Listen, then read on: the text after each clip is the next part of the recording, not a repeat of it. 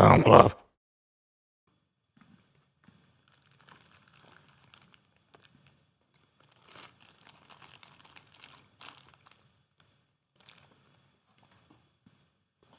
Thank you very much for joining us, episode of Film Club. I am one of your hosts, Andy Harrison. To my right, as always, it's the silent Andy Knowlton. Every single week in Film Club, we invite you along to watch a film with us. We dive into some of cinema's best before coming back here to talk it out.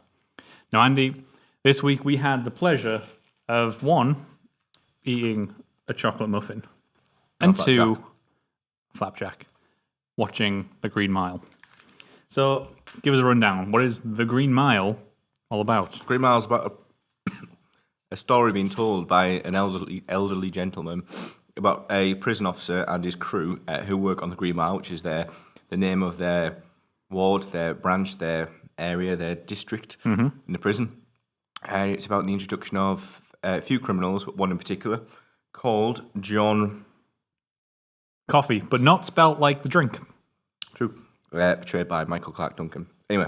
Michael Duncan Clark? Clark Duncan, yeah. So anyway, Tom Hanks, the main gaffer, he sees a miracle in John Coffee, but also some horrible traits in other individuals, and it's about like the balance of there are good people in the world, there are bad people in the world. Anyway, so this guy John Coffey has the ability, this miracle, to remove stuff like bad things from people to good people, physical ailments and stuff. Like Tom Hanks's urinary tract infection, and also stuff like revive a mouse after it got squashed by the sadistic Mr. Jangles. By the sadistic Percy. What a fucking villain he is. Percy. Doug Hutchinson plays Percy. Yep. And it's about this guy who John Coffey gets. He tries to save two girls that unfortunately passed away. So he gets, because he's there at the time and he's got blood in his hands, he's the one that gets put in for jail. He's completely innocent. He's there crying because he's trying to save him. And it's about the story of his final moments, told by an elderly Tom Hanks, who's actually 108. Yeah, so, right. Stephen King adaptation. And I think that's really apparent. Like, it's got that real sort of Stephen King character drama mixed with, oh, by the way, here's this supernatural element going on. And the flies. First time seeing it. Yeah, first time seeing it for me. You've seen it before. This was, I really don't know.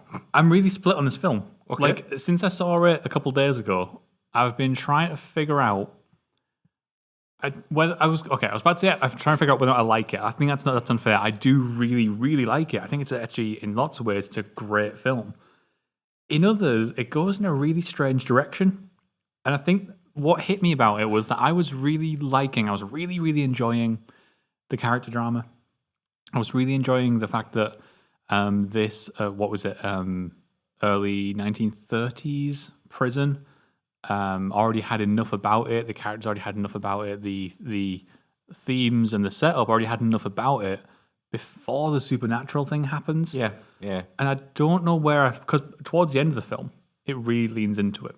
It really leans into the supernatural element. It becomes the whole focus of the plot.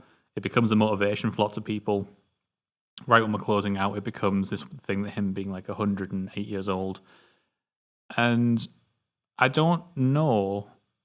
I think it's just, it took me by surprise. I was on this track and I was really enjoying that track.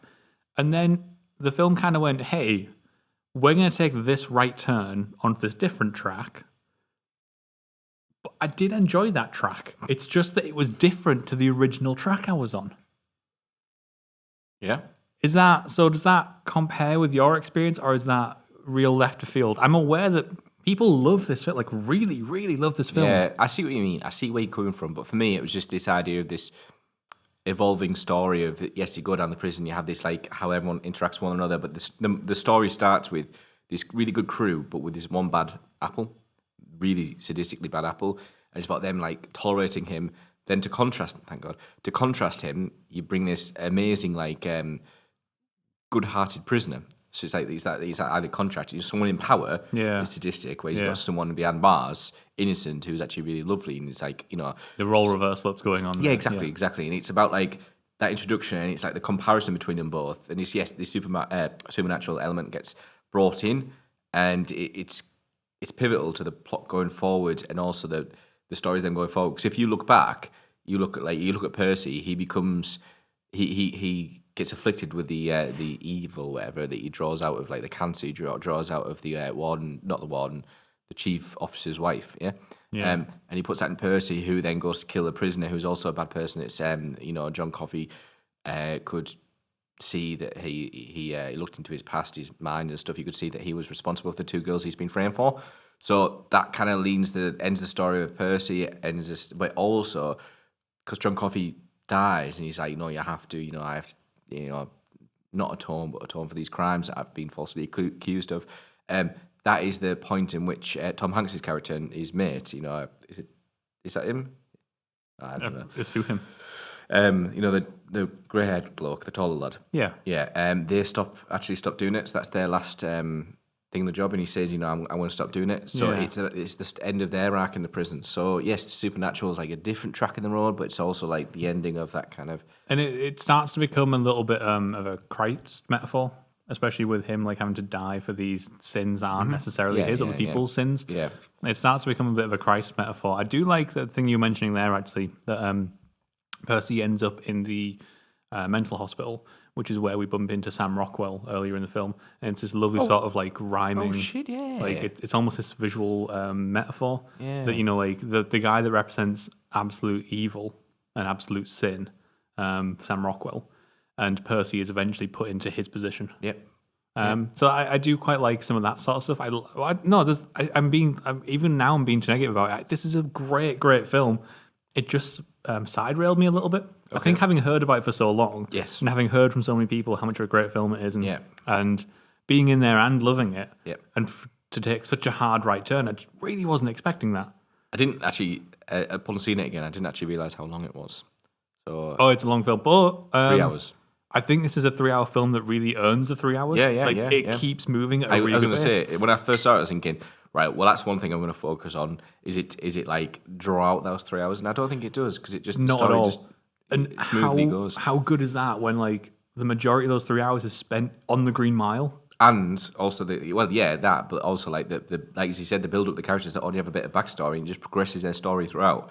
And it's not often you can get a film. The only one I can really think of where it really progresses the characters out over a longer period of time is Lord of the Rings. And something like that. But to have something that long, or even The Godfather that you need to see, but something to draw out characters that long and just improve on them, I'd say, and have some sort of finale to their arcs. Yeah, I'm a big fan of. Definitely want to give some real sort of like hats off here to some of the cast, because like Tom Hanks kills it. We had him cast away. Tom Hanks is Tom Hanks. He just kills the majority of roles he just did. And he really does it well. I think the surprising one for me was Michael Clarke Duncan. What a fucking performance! I absolutely hands down hats off.